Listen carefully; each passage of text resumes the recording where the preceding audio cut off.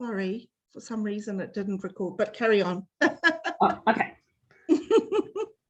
So we were just talking before the recording started that Mike is doing an overhaul or a recreating or creating something new out of something that could be improved upon. And I was just starting with, I actually went to a Waldorf school. So that's the Anthroposophical Society, which was started, well, Rudolf Steiner he promoted these ideas and ways of working. And he had a really interesting, now he was in early 1900s.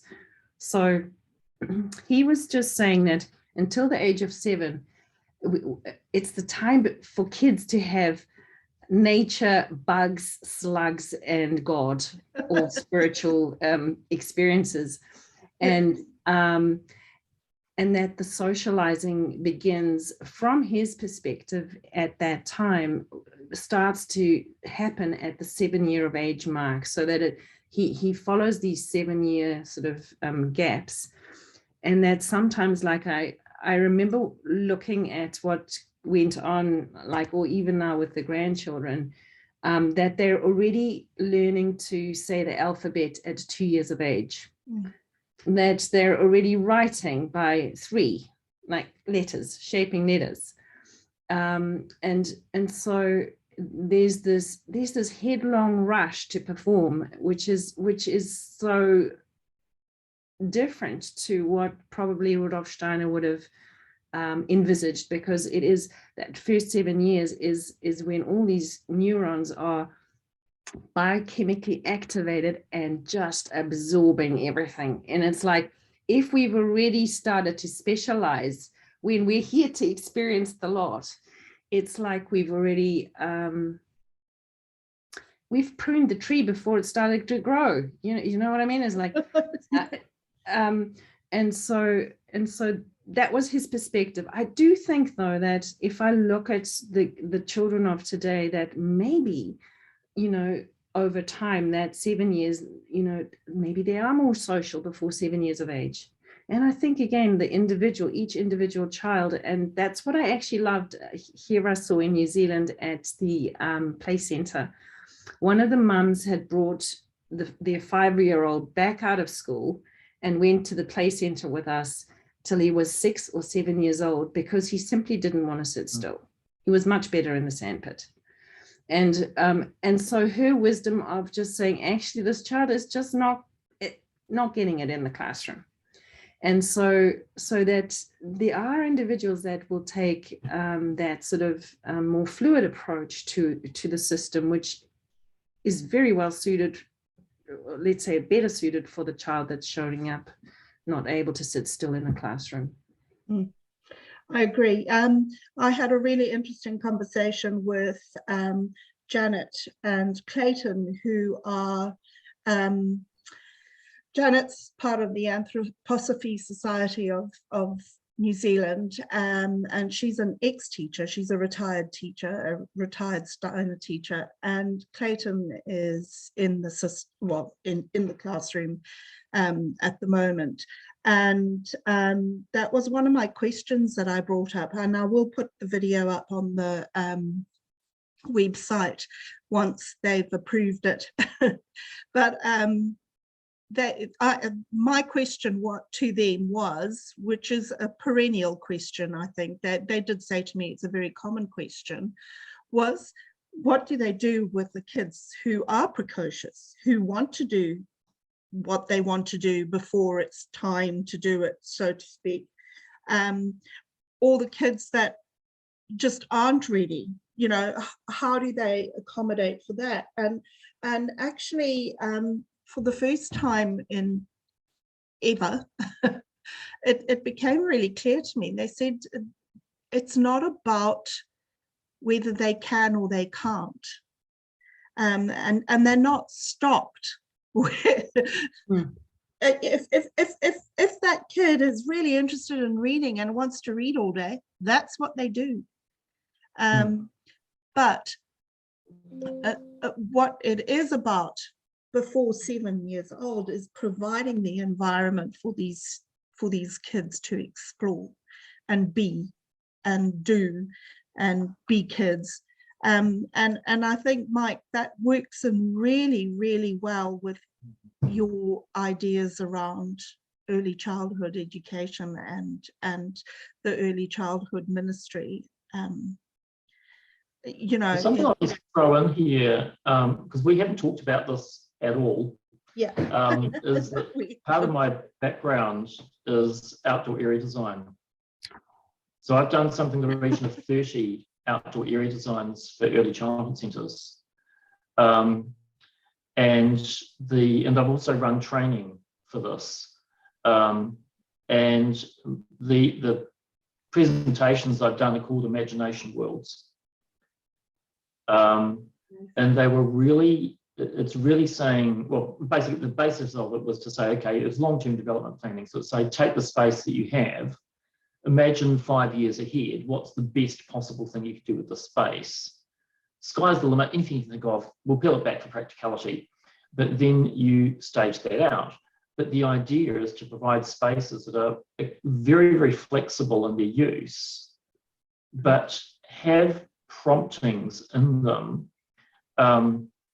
so that you might have a space which is very much around the natural world, and another space that's very much around the built environment, because this reflects life. And into that, children can do anything they want, where all the learning combines, whether we're talking about literacy in its broadest sense, symbols, whatever, or social interaction, or art, or just getting in touch with the grass. That all of these things can be worked as children want them to, but you give a space within that which that can happen. So it's an approach that, yeah, has that freedom in it that you're talking about, so that it becomes a resource for the children rather than something that directs them. But anyway, I don't want to go into that, but I just thought I'd just toss in the fact that this is the work I'm doing with ECD reform is to try and deal with the biggest level structures, the fact that we've got the wrong ministry for a start, the wrong department of government, and get a new one. So that's the really big picture. But sitting in the background is that understanding of actually, the actual early childhood development in the early years.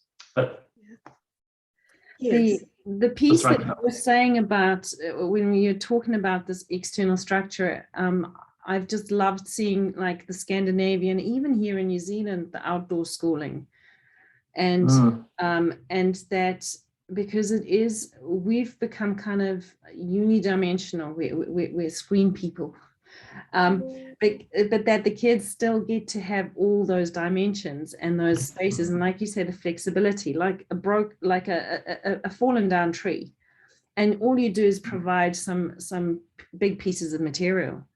Now, whether they make ropes with those materials and make hammocks or drape the tree in and make houses and play houses or whatever it is,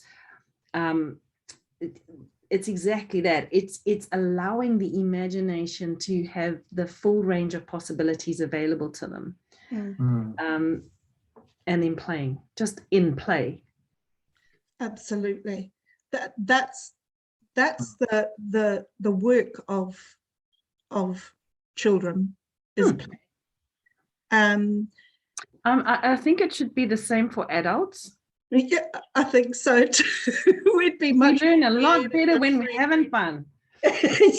Absolutely. Yes. One of the things I heard it was some kind of early childhood environment in Norway, I think it was. And they said, we promise to return your child tired, dirty, and happy. And I thought that just says so much, doesn't it? Yes. And I think that's very much the Steiner philosophy, isn't it, Heidi? Absolutely. We'll return your child tired, dirty, and happy, from just exploring and doing the work that they should be doing. So that's all well and good for the early childhood, Heidi. What was your experience from 7 onwards? Do you remember what Yeah. was like? What was life like in a Steiner school? Oh, actually, I loved it. So actually, I was thinking back after we made the Zoom time, and I remember when maths came along. So it was very, because of the different ways of learning, it was really quite tactile as well. So for those of us who are kinesthetic or sensory or intuitive, those sort of things get drawn in. So he was a little ahead of his time there. But like you'd get these stones, or that you get the kids to say, bring your 20 shells or pieces of stone or 50 buttons or whatever it is that you want to do. And we put, the old wooden desks with the little things at the front where the info went. So we line them up there. And then this teacher told a story, and it was on the farm, and and the fox came and took 2 chickens out of the 20, but 2 of them had babies, and each had 1 baby. And so you do this with your stones. So it was very hands-on and visually, like that the actual story evoked an experience for the child. And so the maths wasn't just a number on the board. So it became a living story that you interacted with. And then at the end, you'd say, okay, so who's got this many left, and who's got this many left? And then you said, okay, so let's go through the story again, and we work it out, like we like do it a second time if we got it wrong, or if there was a correct answer to come to. But actually the correctness of the answers was not such a big deal, but to find out what exactly where the child lost the correct numbers and the story.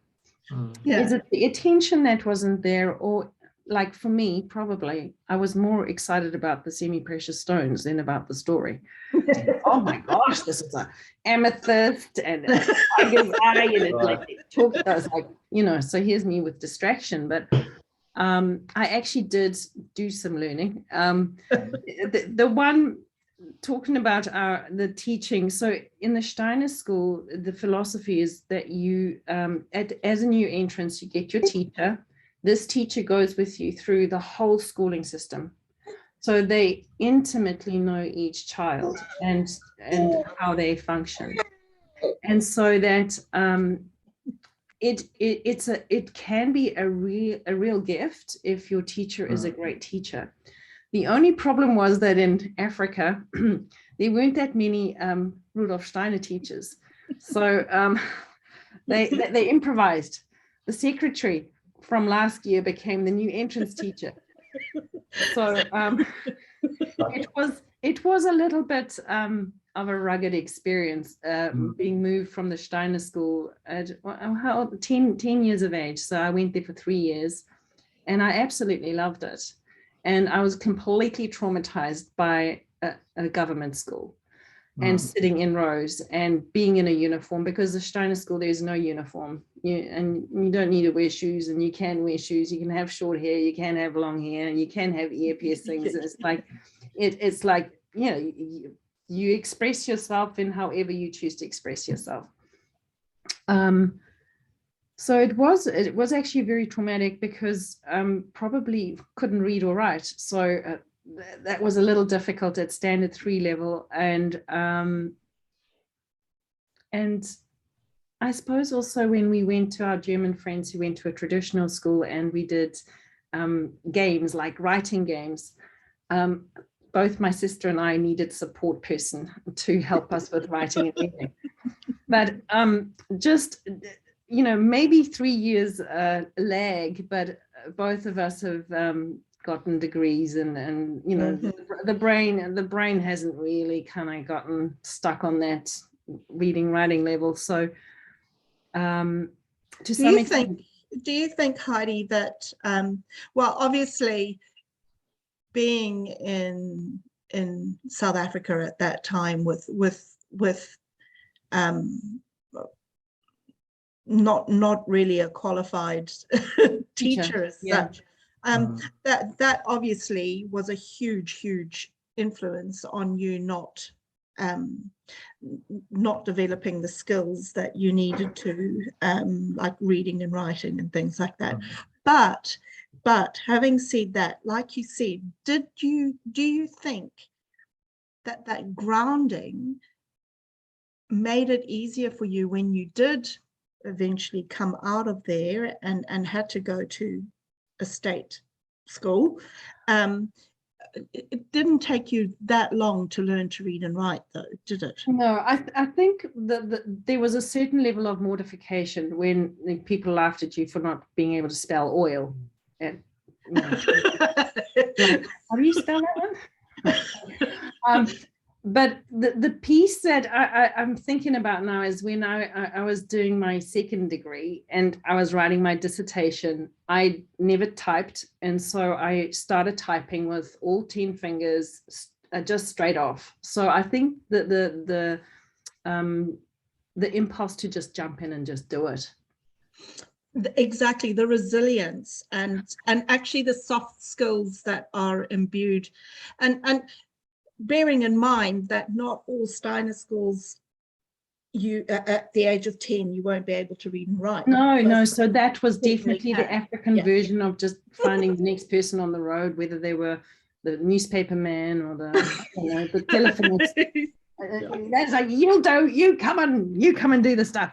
But the philosophy, like the Steiner philosophy, is amazing, and I think, like, I look at the classrooms and with all the autism and ADHDs and ADDs and all the diagnoses, it's kind of like, I suppose to some degree in the Steiner philosophy, you don't diagnose someone and stick them with a label.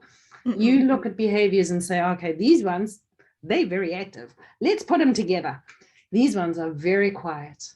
Let's put them together so that they have the robustness for those who are robust and the gentle timidity of those that need a quieter environment. And so you do the same thing as with homeopathy. You treat like with like.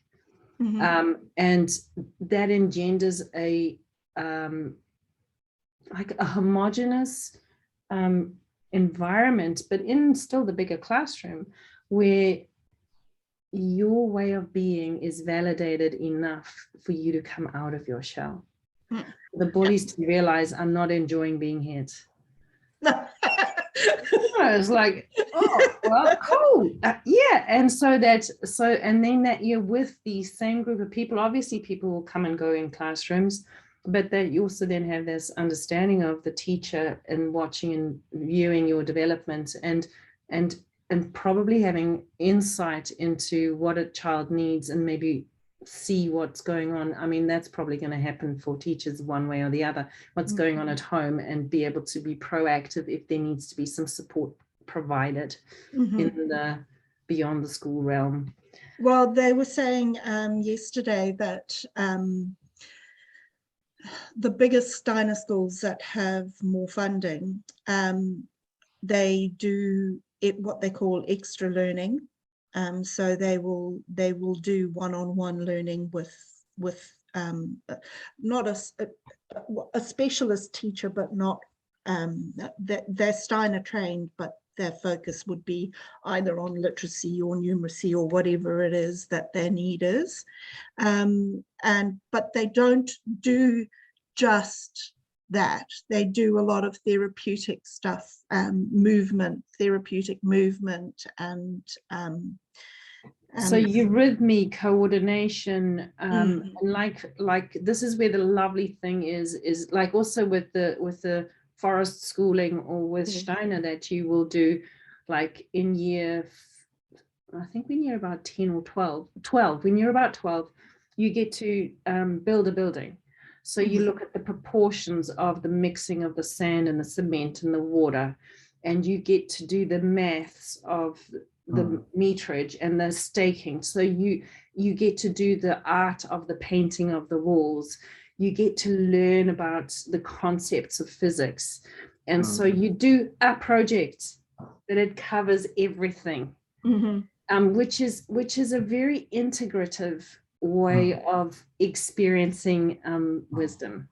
Yeah. And so I loved my time there. You know, pity about the reading. That came later. So the philosophy is awesome, and here in New Zealand, it was interesting. I had a lady that I spoke to, and I said, I'd really like my children to have that opportunity, which shows how much I actually loved the schooling or the non-schooling, or the unschooling. But she just said, interestingly enough, that so her perspective, because she was a Swiss lady, but she taught here in New Zealand. And she just said here in New Zealand, she felt that the schooling systems were actually really quite geared towards creativity. We're probably talking about 20 years ago. And when my children went to school, I was absolutely flabbergasted just that the kids at 5 years of age were given drawings to color in. Like it had to be perfect so it could go on the school wall, like in the hall wall, like we all as parents came to the final assembly, well, the assembly at the end of the week. But that all the displays were optically pleasing. Now, in the Waldorf school, you never had outlines. You just expressed. Mm-hmm. And you were given permission to express. And so, and that is for me, I look at how my kids were constrained, and only now do I see them actually venturing into the things that they actually really enjoy doing. Yeah. Even though that I provided those open environments and in the home space, but some of the imprinting that happens in a school space when there's such a big group of people, so this is where we talk about crowd psychology, it gets like, yeah, it's like a cookie cutter. You gotta fit, and whatever doesn't fit, it gets lopped off. Compliance and control. Yeah. Unfortunately, the one thing in my research, and actually, while I was doing the research, because I had looked into Steiner at university, because that was part of our coursework, but I had never really gone in depth or been never really wanted to go for the training. I have no idea why. There wasn't really a resistance. It was just really maybe opportunity, or it was just never meant to be. But when I was rereading and watching, and I realized that my whole pedagogical bent was very Steiner. You know, my classroom. Maybe you didn't need to learn it. No, it came instinctively. It was intuitive, really. And I think that's the most attractive part of Steiner for me, is that it is about creativity. It is about communication. It is about connection to yourself, to your environment, to consciousness or God or whatever you want to call it, through it's like the soup, this cosmic soup that goes on, and you're very much a part of it, if that makes sense. And I know that it works. I know that philosophy works, because I've seen it work in the classroom with a lot of students that I can't say that there's ever been one student that I've given up on and gone, oh, well, that's it. There's no hope. Yeah. There's no hope at all. It's just a different way. It's just being open to what other ways would make it work for them. Yeah, exactly. It's about recognizing the divine, so to speak, in every person, in every student, in every contact that you make.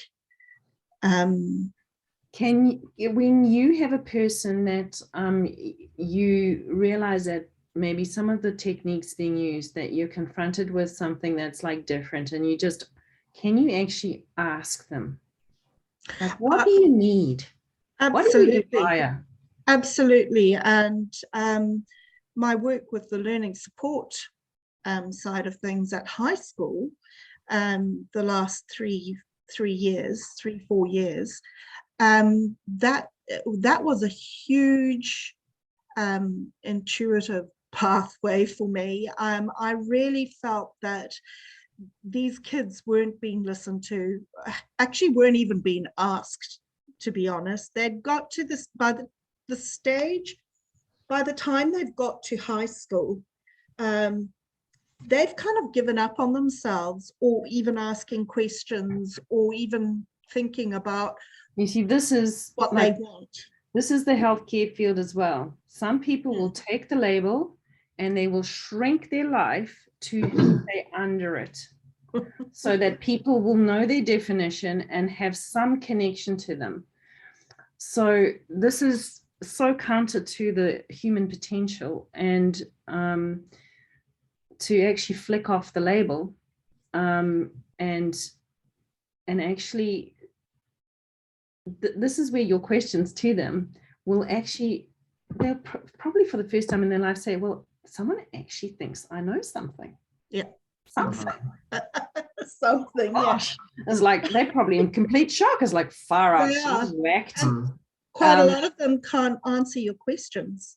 Because maybe they are non-verbal in the speed of information that they want to deliver, and they can't get their chops around it. Exactly. And they're not sure if you can receive it, because everyone else hasn't. So why even bother?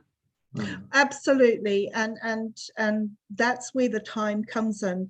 And one thing I really love, there was a quote from one of the Steiner videos that I watched, where this man said that Steiner gives the gift of time. So children or people can take their time to become everything that they can be. And that's really what touched me, is the product is completely irrelevant, actually, in Steiner. It's the process that takes precedence. Okay, and that's the competition is not a thing. No. You go for swimming, the whole school goes swimming at the end of the term or whatever, and you have breaststroke, and everyone can compete or not compete or whatever, but there is no competition and there's no grades. There aren't, you've passed, you failed. Yeah.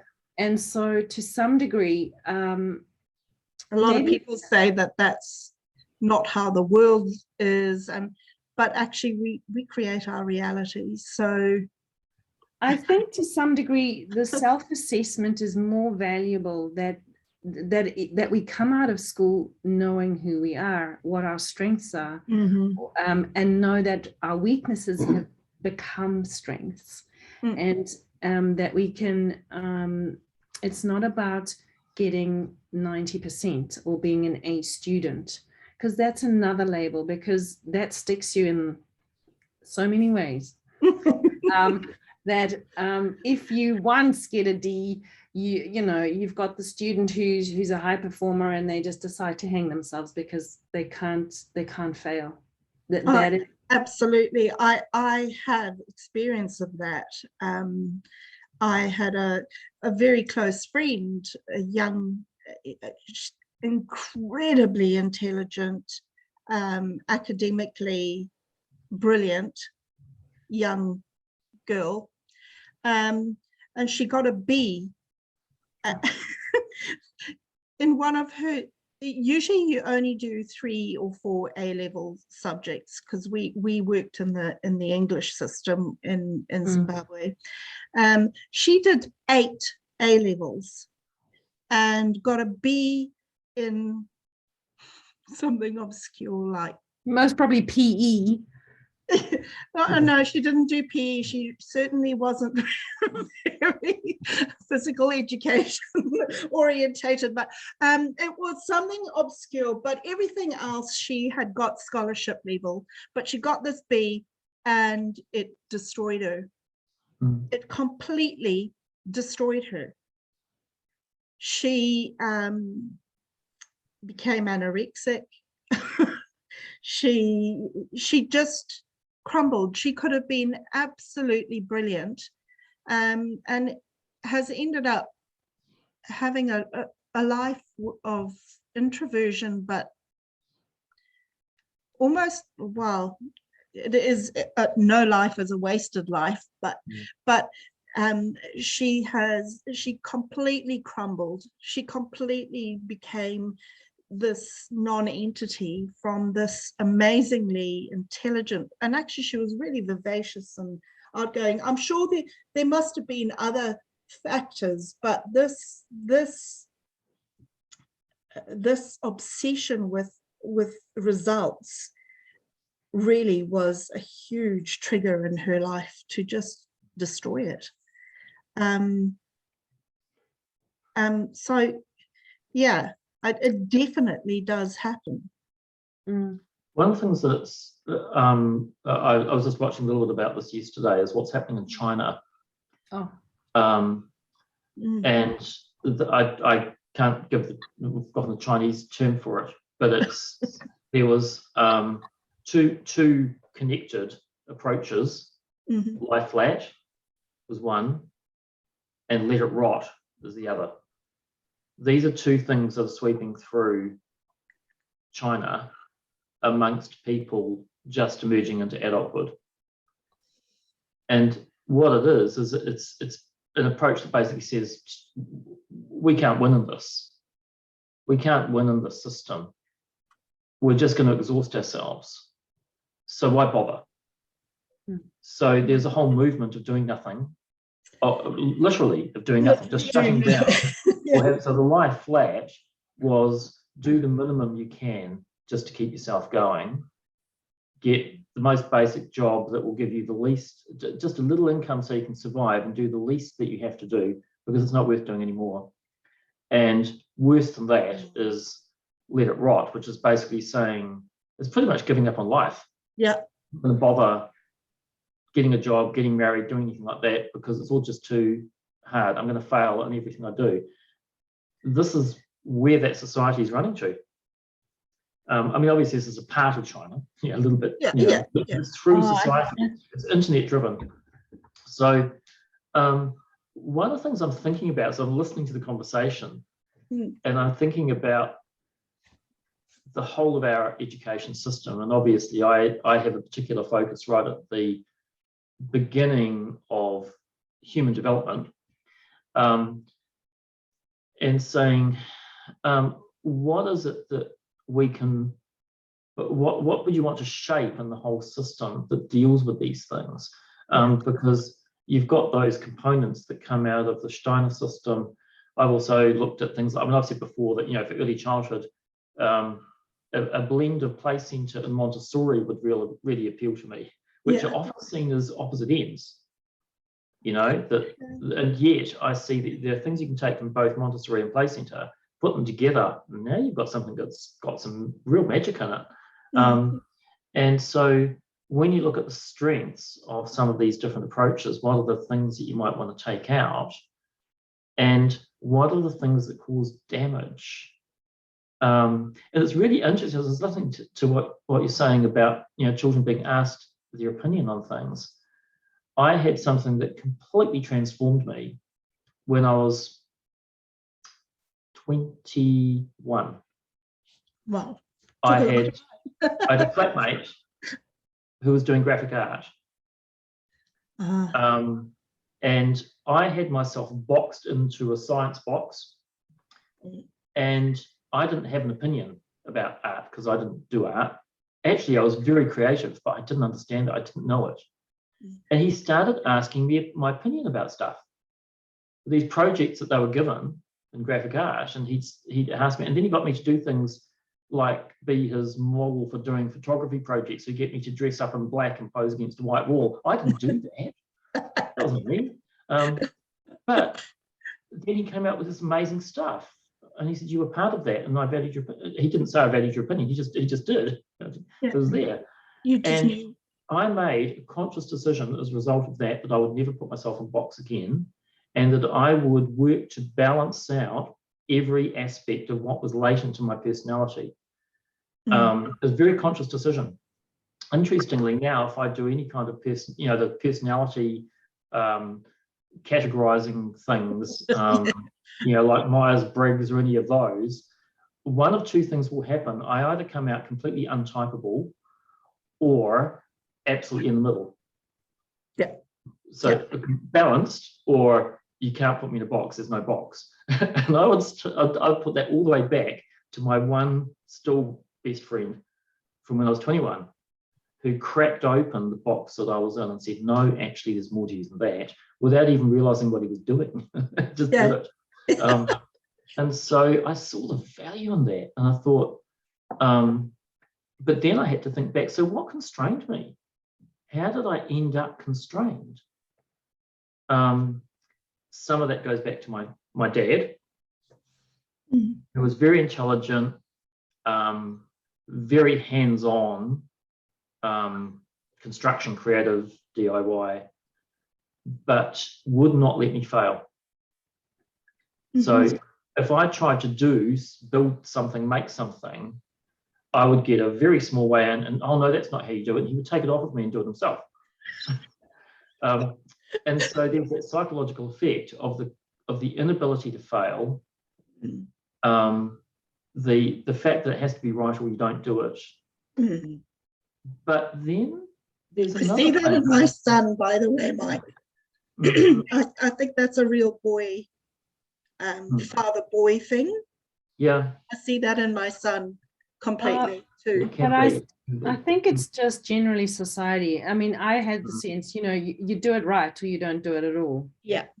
And then that is a sure thing that kills creativity. Oh, and do it my way, because otherwise it's not the right way. Yes. Something I want to toss in though, which is kind of like a balancing thing in here, because it's something I think about a lot. I think about what is it that opens up people's ability to learn and to do stuff. And again, some of this, I have a huge early childhood memory and a lot of middle childhood memory, because somehow I just seem to be automatic and analytical. But I was given a Christmas present when I was, I think my dad did this when I was 6. Weirdest Christmas present. Could not figure out what was under the tree. It was a weird thing. So it's so long and about this wide and odd shape, and what is this thing?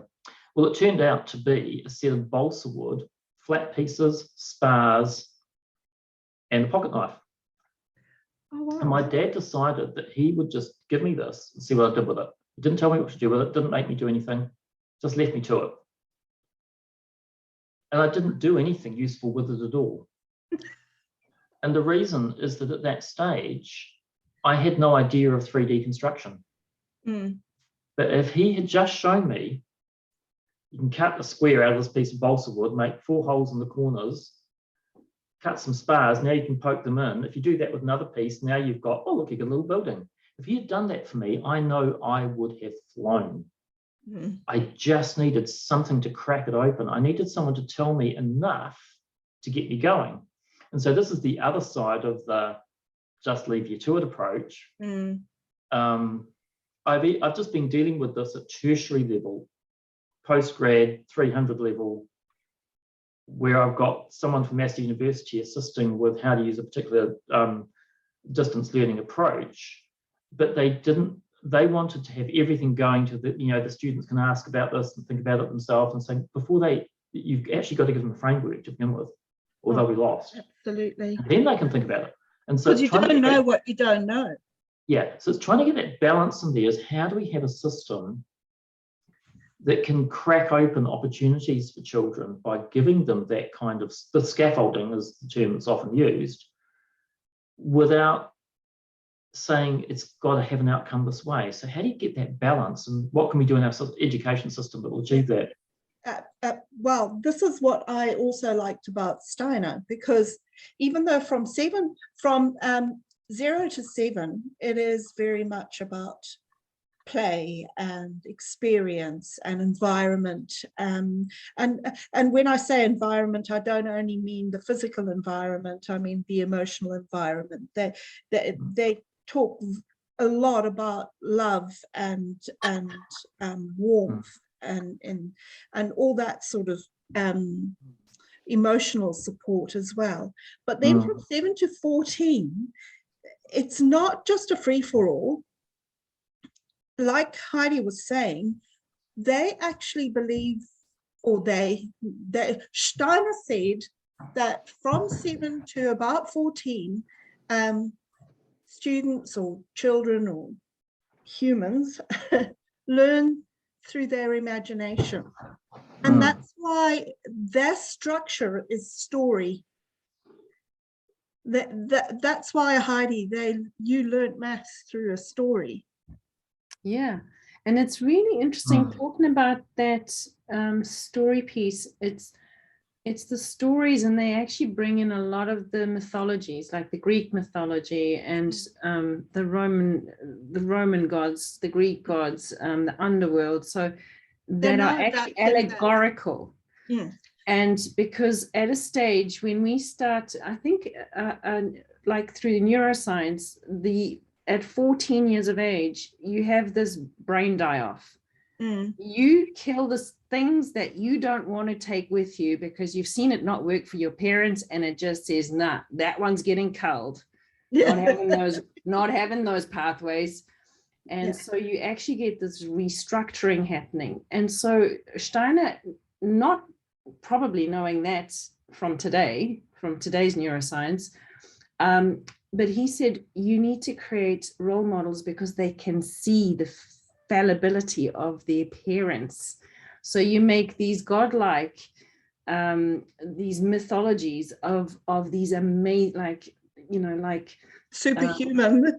Yes, the superheroes. Yeah. That they can realize that these are all capacities that could reside within them.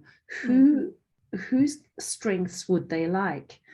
And so, like, sorry, I'm kind of all over the show, but I've got to come back to your balsa wood.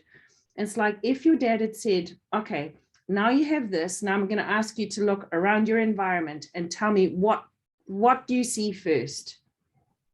And if it were a bookcase, you said bookcase, and he says, okay, create it. You know, that you like the kids, I might intuitively fall on I don't know, it could have been a toy, like an airplane, like the two wings of an airplane, and that you could, create things. So when we're in doubt, if we were to use questions and let the child work with it, to actually be patient, have the time to actually say, okay, well, how would I use that to create something like what I saw? And even if it doesn't look like it, it just gives them a three-dimensional object to kind of play with the materials with.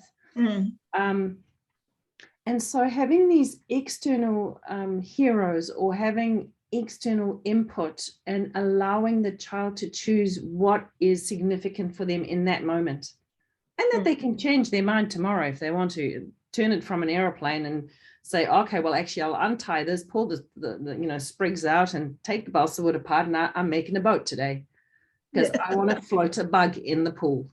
That those materials are actually multi-purpose. And that those characters of those heroes that we see having these amazing adventures, that you are capable of creating those adventures for yourself in your own world. And so the structure, there is structure. It's definitely not a free-for-all, like you said, Mike. It's not giving And this is learning, in general, let's face it. Once you've got past that experiential stage in your life, say at 7 years old, as Steiner would say, you definitely need some structure to hang your learning on. Whether that is questions or whether it is examples or modeling is neither here nor there. Mike, with what you said with your flatmate, for me, that was also I'm going to say that is one of the most important things someone can gift you. That recognition of seeing you as being greater than what you've ever thought you were. And it's like stripping away the label. And he then gave you direction. So that's the structure you were looking for.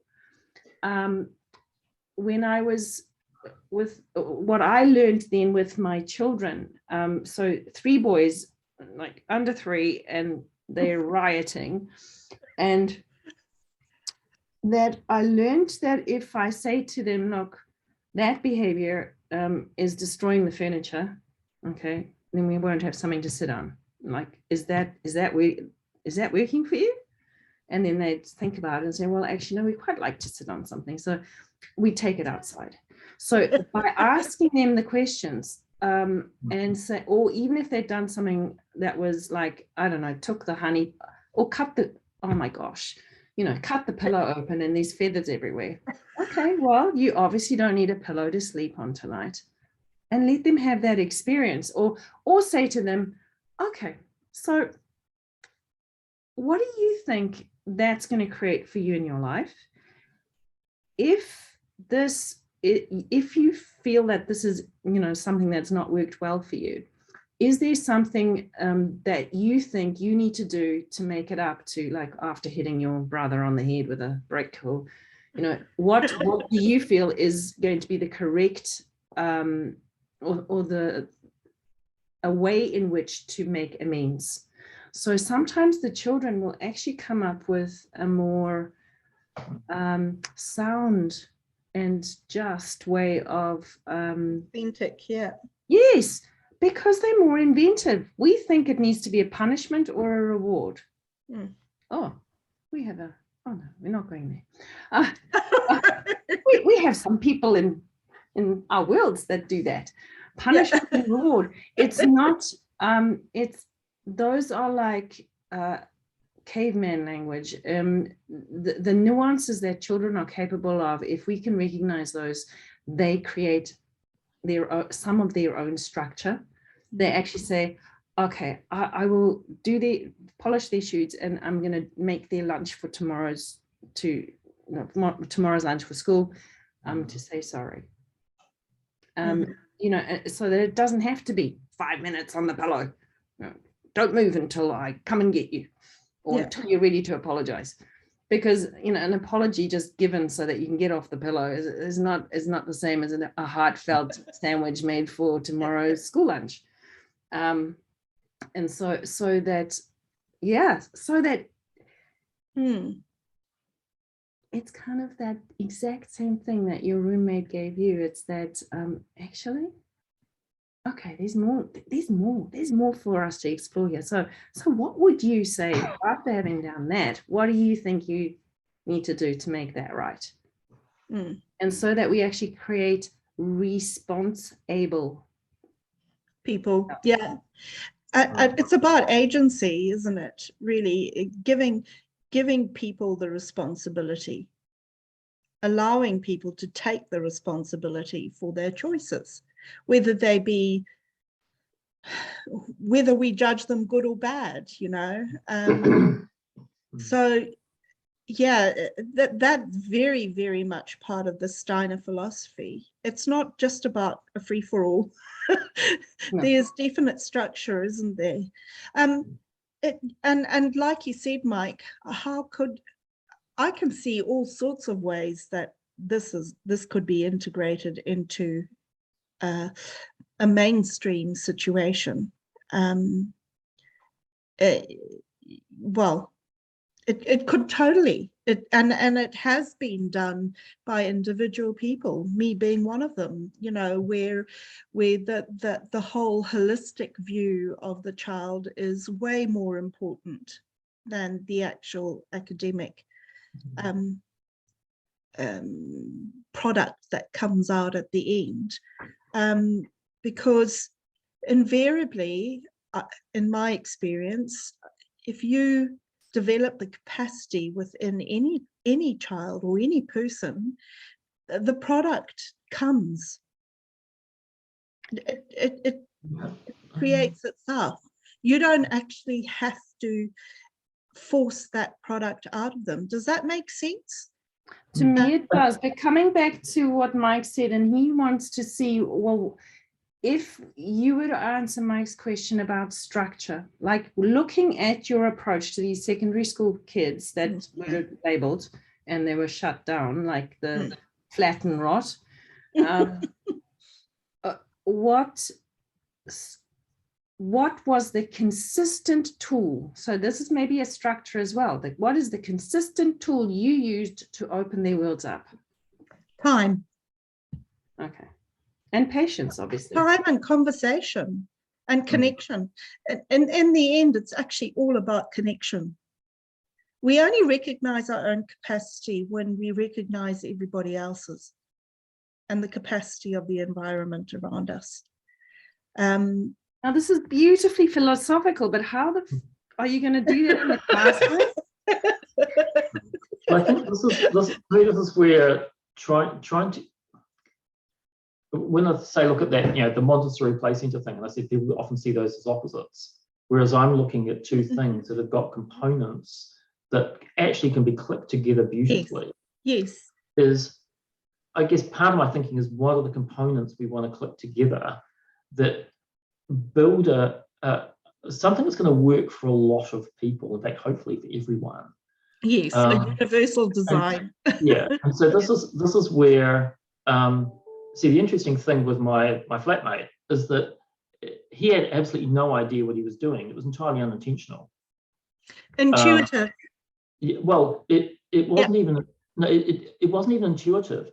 He was doing what he needed to do to get his assignments done, and I was available to give an opinion or pose against a wall. Yeah. But the point is, he didn't come with an assumption that you couldn't about my ability to take part in that. He had an automatic confidence in me to be able to give an opinion or to do a thing. And that's where the change happened. It was what he did. It was the negativity that he didn't have, as opposed to any intentional thing that did it. So there's I think part of it is also in that when you talk about time, I wonder how much of this relates to the recognition of a person. And you know, I sat here in my house with his 14-year-old daughter a couple of years ago when they were here visiting me, and we talked till midnight, and she said, I really don't like school, but I could do this all night. And we ranged over a million subjects, just so many things. And he was this vibrant person who wanted to engage, but she was definitely afraid of failure. She described herself as socially inept. She had this negativity sitting on her that was locking things down. So, and yet you could sit with you and talk all night. Yeah, that's right. Yeah, exactly. Yeah, it's just amazing. And part of it was simply because I just saw a person with a huge amount of ability. I didn't see her in any negative sense.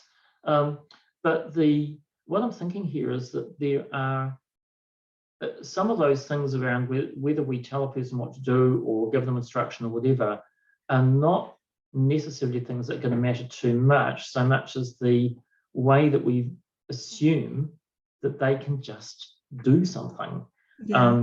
And that sometimes it's the unfolding for a child of what they can do. Another little illustration that really inspired me as a teaching method and this was early childhood, was getting a leaf from somewhere. And we're going to draw leaves today. Okay, so you draw a leaf. Yeah, leaf. Yeah, well, that's pretty good. Hey, I tell you what, if you have a look at the edge, what does the edge look like? Okay, let's say it's a little zigzag edge. Oh, we could do the edge, couldn't we? Okay. Okay. Can you see anything else on the leaf? Are there any other patterns there? Oh, look, there's the veins of the leaf. What color is the leaf? It's green. Yeah, it's green, eh? Is it one green or more than one green? What do you think? Oh, hang on, can we do those?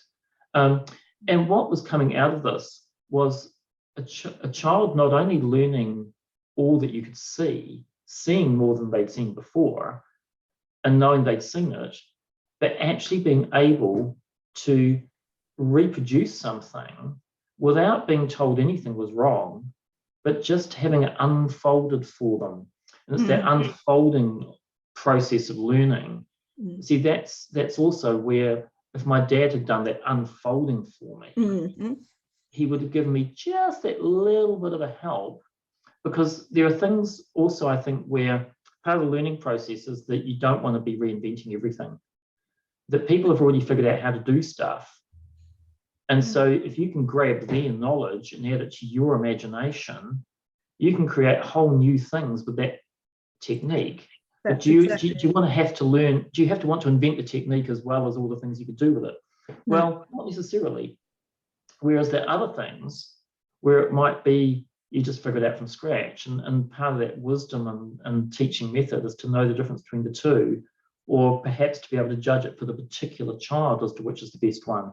So to me, all of these things are interchangeable tools, as long as we can convey you're capable, you're able. It's the early childhood goal, the Te Whariki goal of the early childhood education curriculum guidelines is confident, competent learners, healthy in mind, body, and spirit. That's the goal of the early childhood curriculum. And that's what it should be for the whole curriculum, as far as I'm concerned. I don't know why we have a separate curriculum. Yeah. Well, Te Whariki is a human development model. It's not an educational model. No, it's a framework. It's a framework. You can apply it through the whole thing. It's a description of human development, in 5 strands of 4 principles. It's just brilliant thing. Could be applied in business or a retirement village. I mean, anywhere. Yeah, absolutely. Sorry, Heidi. It's so the piece that you're saying is that the structure can actually be the checklist that the teacher has, that if someone is stumped, to ask the question, to give it time, to so that sometimes the structure comes from your awareness of what is required for that person. And then with this young girl, she illustrated that either the way in which she was being taught wasn't getting to her, or she felt inept, and yet she was adept at talking about multiple topics until the middle of the night. So she was simply not interested in what was being presented, or it was too slow for her. So that when other people's minds are not getting it as fast, and you're hearing it for the 3rd time, and you got it in the first 2 seconds. So this is where the extension programs, and this is where the Montessori would say, well, what do you want to do? Like, where do you want to take it? If you want to take it further, go, do it. Yeah. And so that it's like healthcare. If you do a blanket healthcare, like one medicine for an entire world, versus an independent discussion between a healthcare provider and someone who is looking for some advice, and assessing that person's needs and saying, actually, these people have the ability to do so they could do 10 subjects and get a bigger project, or they maybe just love maths. You need to read and write too, so you got to bring some of that in. Got to scatter that in there somewhere. But that we aren't all designed as Exactly the same. strategically minded or analytical. Mhm. And some of us have the analytical and the creative. And some of us are just simply creative and intuitive, and we simply don't get it. We sit there, we get the whole thing, but we don't know what we know until someone asks us and we go, what? I said, I don't oh, I didn't know I knew that. I was like, oh, cool, you asked me a question, because otherwise I thought I was stupid. And so it's a really, so what you're saying is your experience as the teacher is what will guide how much structure is required for that person in that moment. Yeah, so it's that the art. So one of the things with it was really upset me actually with the stuff that the Education Review Office has done. You know, when I saw an inversion of the rating of early childhood centres, where they were rating failing the best and rating extremely poor as good.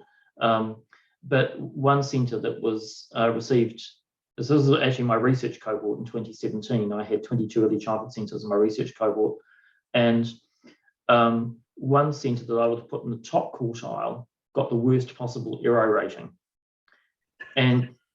And I suspected I knew why, but I thought, well, I'll find out. So I had a chat with them and started, I said, look, you know, I would have put you in my top quartile of the centres, which meant that they were really willing to talk to me, because I said, you know, so what went wrong? And they said exactly what I thought, that they got pinged on planning and self-review, that they hadn't written up their self-review, the most reviewed workforce on the planet, I think, are early childhood teachers, and planning. But planning is not nearly the most important thing in that age group. It's the ability to respond to the child in the moment. Yeah. But in any age group, yeah, Mike. Yeah. In any age group. Yeah. So right at that beginning point, seeing that, understanding the person that you're relating to, that child, that person, and what it is that they're working with and understanding is so much better than the plan.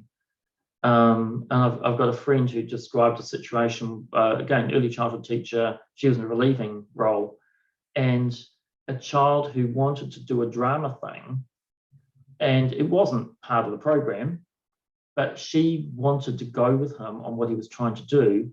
He ended up being the director and choreographer of a whole bunch of kids doing a huge drama thing. He organised the whole thing, but if he had been locked into the program, that never would have happened. Sorry, you haven't got time for that. It's mat time now. But gone. But it's because she had the ability to look to the person and say, my goodness, there's something happening here, and work with it. How do you build that into an education system where you can't have everybody doing everything? How do you make it possible to have that? Well, here's my question. Why can't you? Why can't you have everybody doing everything? And that's what I feel that Steiner could really give to a system, is that gift of time, like that person said. And this is what the paradigm shift is all about. Okay, so the picture that I'm getting is that all the mechanized planning, scheduling, resourcing, blocking everything and making everything, siloing everything, that is taking away from the spontaneity that will honor the uniquity in each individual. And it's not about the recording it on a piece of paper. The parents know when their child is happy. The parents can hear the child knows when they're happy too. The child. So that some of the records that we need for validation, what if life validates you and the process and the teaching that you're giving them? And sorry, Mike's actually developed a really what I see as a really responsive way of appraising and quality control, so to speak, in his ECE reform scenario. And actually I can see that, Mike, that part of it working really well in a system, in an educational system that valued what we've been talking about. Because my understanding of it is you're looking at, are the children happy? Are the staff happy? Is the environment working for those kids? And that's actually all you need to know. Yeah, or maybe I should probably, I was just thinking of flicking it up to show you, but I don't think I need to because it's simple enough. I don't need to bother. Yeah. The problem we've got in the early childhood sector is that, first of all, it's not built around early childhood education. That's mythological in New Zealand. We have lost most sessional early childhood education. It's almost gone. You've got play centre and a few other places. Kindergartens have shifted to 6-7 hours a day, and most children are in full-day childcare, 8, 9, 10, even 11 hours a day. So what we're doing is trying to put early childhood education into long-day childcare. The problem is that the childcare system and the environments the children are put into are rotten. And so it's when you have gross overcrowding, noise, stress, poor ratios, teachers who are frantic and tired and exhausted, very high stress environments. And we try to put education into that. Train teachers, curriculum, it's not going to work. And so whereas Aero have been trying to focus on assuming that you have a good educational environment, so are the teachers performing? What I'm saying is actually you've got to fix the environment, and then the children and the teachers will fly. They'll do their own thing, You don't have to make children learn. What you have to do is give the environment for them. So there's a very simple 2-tier pyramid. It's got 2 blocks on the bottom and 1 on the top of 3 domains of quality. The 2 domains on the bottom, which sit next to each other, are quality of care and quality of environment.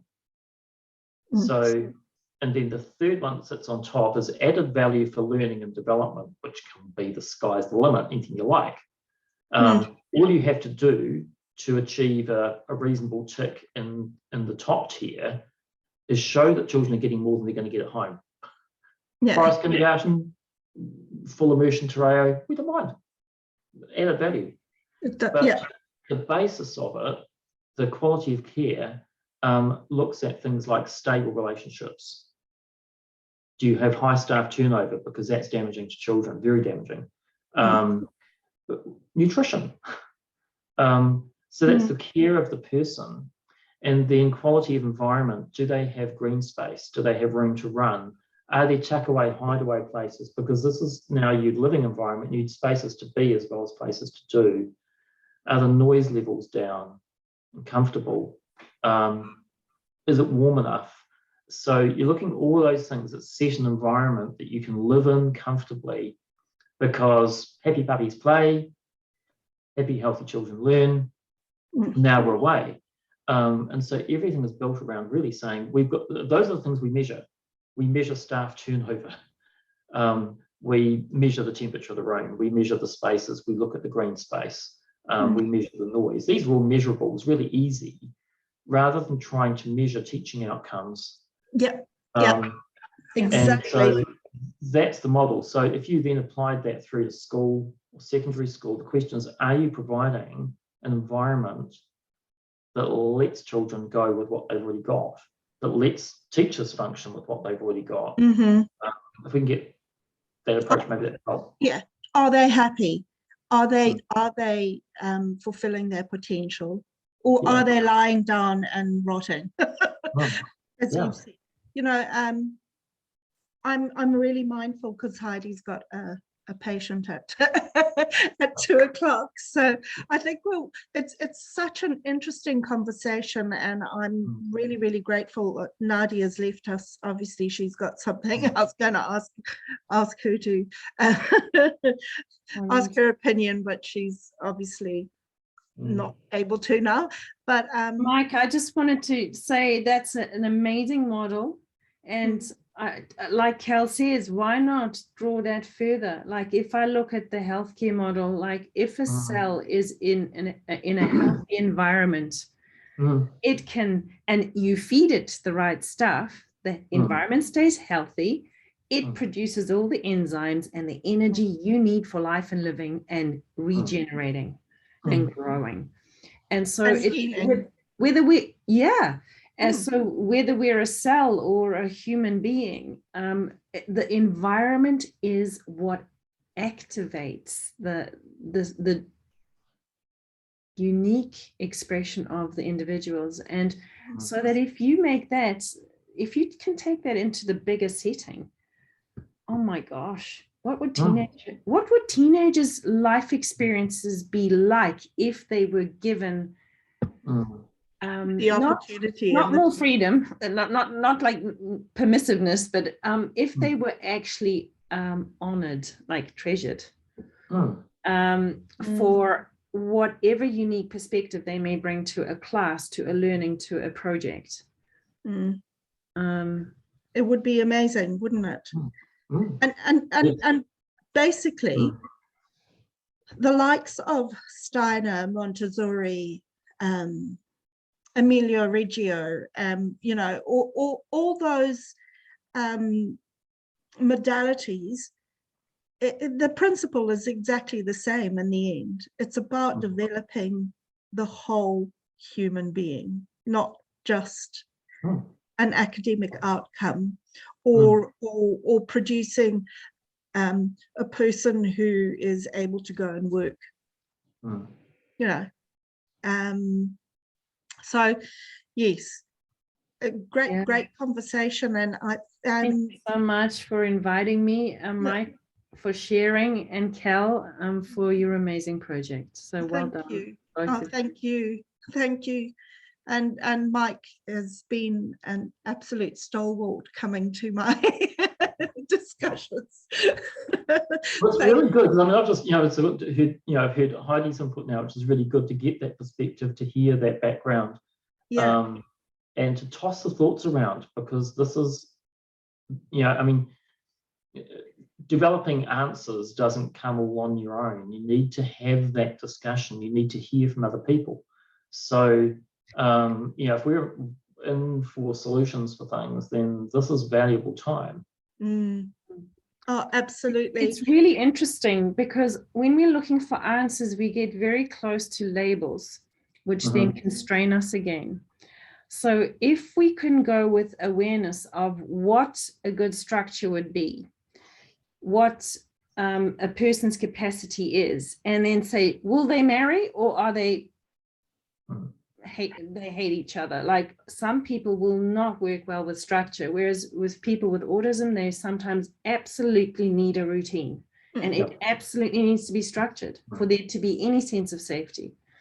And so that it's this having the structure available for those to use that as a step ladder that it works for. Or maybe having degrees of structure. Yes. Yeah. I've got to open the door. Hold on. Responsive structure, basically. Yeah. And I honestly feel that is what teachers do, or should do. That's teachers' job. Sorry, I just had to open the door. But that's exactly it. But this is, I know that I like structure for some things, and then completely unstructured in other places. But it's taken me, half a lifetime to kind of figure it out. And so as a teacher, if you have kids for a lesson, or if you have them for, a year, that's not a lot of time to actually figure out what works for that person. What makes them tick. Yeah. Because it's quite complex, and some of those things are hidden. Like a person Yeah. The young person doesn't know themselves what's going on. They just know how it works out at the end, you know. Yeah. This is the product. They don't know what's actually happening within them necessarily. They can, and so the dialogue, when you can have a dialogue around that, you can start with two brains on the job, theirs and yours maybe as a teacher. You've got the ability to start to unravel some of this. Yeah. Look into this one. That's but very Vygotsky, isn't isn't it? Yeah, Vygotsky, the social side of learning, you know, he you know, he said, and actually like this part of the structure to say, actually, I give you permission to fail, and you're not allowed to leave the class today until you failed at something. I don't know, flicking the pancake and not letting it land on the floor and having to clean it up, or whatever it is, you know, in cooking class. But that everywhere that we have a fear that we've actually got to do it. Yeah. And make a mess if we're super tidy. Hey, Cal.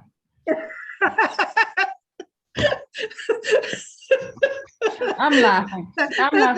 I've got to run, but thank you both for your amazing wisdom and you too, Heidi. Thank you for your time. My pleasure. See you then. Bye bye.